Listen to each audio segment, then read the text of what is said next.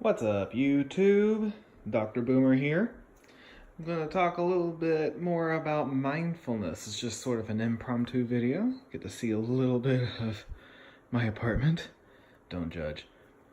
Anyway, a big part of mindfulness when it comes to practice is being able to remember things, to take notes, and process things with the brain.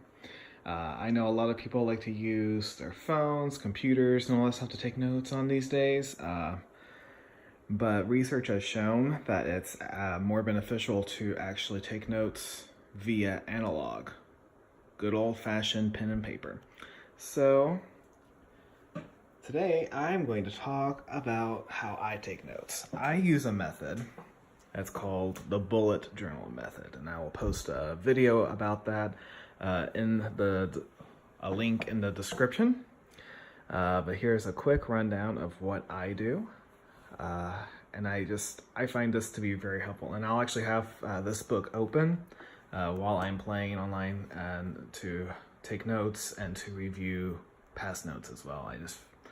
It's like, oh yeah, I remember writing that down and all that stuff. Anyway, so here are some supplies. You have the notebook.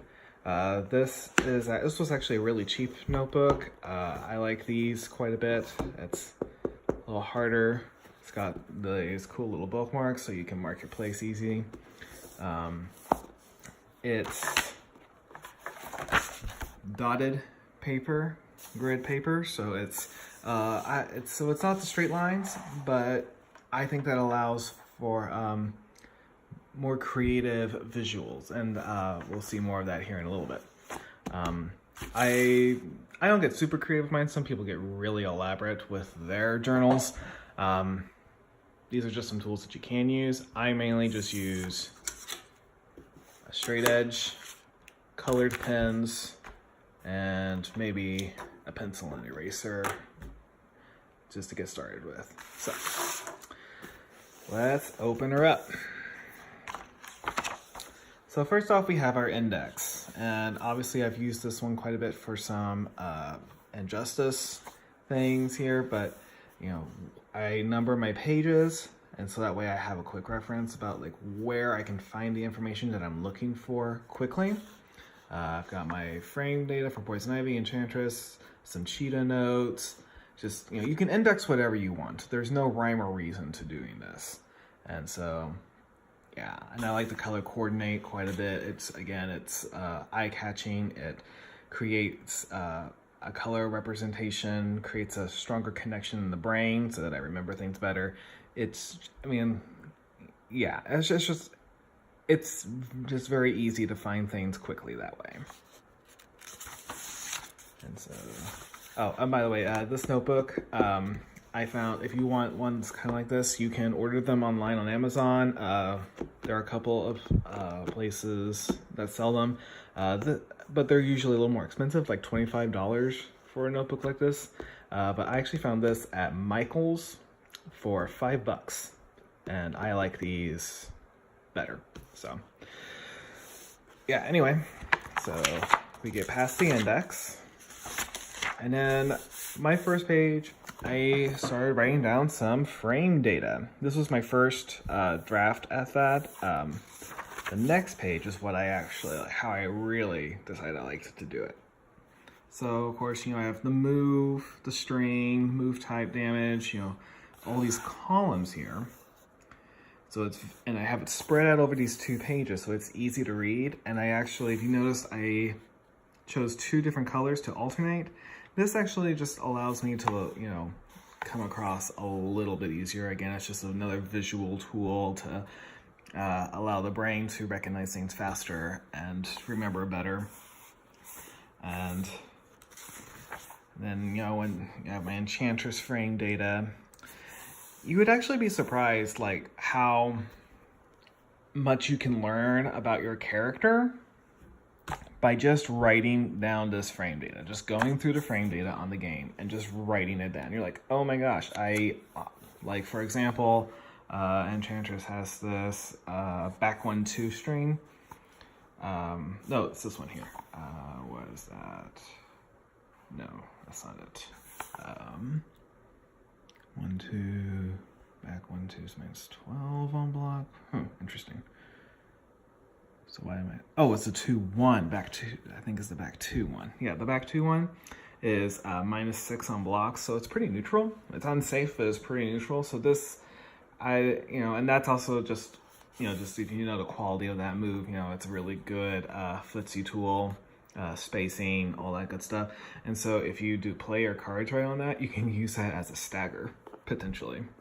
And I would never have noticed that without going through this frame data. It's not the greatest stagger, obviously. I would prefer to do the 1, 2, let's see if that's the 1, 2, 2, or like the 1, 2. But unfortunately it begins with a high, so it's easy to block out of. And if you look at the back 2 up here, it's a mid, so it's harder to poke out of that.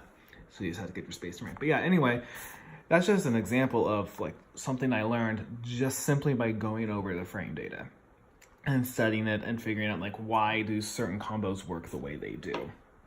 It's just a really great way to practice. So, and then these are, this is intended for future notes later on, if I ever have anything right now.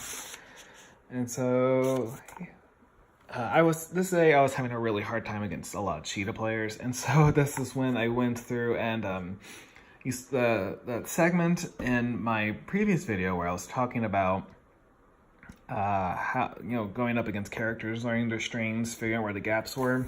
That's what I did with Cheetah, and I actually I just wrote down different notes and learned her animations and figured out like, hey, this is a good punish that I can use with Enchantress. This is the punish I can use with Poison Ivy. This is how I can really get the upper hand. And ever since then, just by going through this, like this took maybe an hour. My knowledge of Cheetah shot up drastically.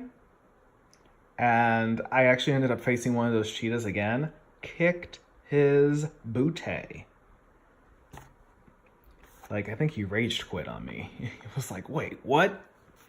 So yeah, like all it took was just an hour of study. And it, whenever you're writing it down, you're processing the information so much more. So you don't have to spend hours upon hours studying this data about these characters. And so, yeah, these are just, and then I have my combos that I write down, my B&B for Poison Ivy, and then Enchantress, and then these are just some notes in general. Just, again, you learning terminology and everything. This is just how I study. You can use your bullet journal for whatever you want, or your notes for everyone, but like I said, writing it down creates that stronger connection between the brain and the information, so that way it's easier for you to recall. BT dubs, for those of you that are still in college and high school, this is also a really good way to take notes in class, and you'll actually end up studying less by doing this. Just, a little life hack for you. So yeah, anyway, so I just wanted to give you a brief, quick lowdown. I'm going to post a video about what a bullet journal is in the description. I hope you like this. Leave a like, subscribe. We're going to be doing more of these videos, especially getting closer to Mortal Kombat 11. I'm going to go, going to do a lot of live streaming when Mortal Kombat 11 drops. I'm super excited. Katana Devora yesterday. Oh my gosh, Devora looks absolutely disgusting. I'm not looking forward to fighting against her. She's definitely not my archetype of playing. I do like Katana quite a bit. Cetrion, I'm still excited about her, but I don't know. I'm just hesitant now because I feel sometimes I have a tendency to get a little too excited too quickly. So, but we'll see. We'll see. All right. Well, I will catch you on the flip side. Peace out.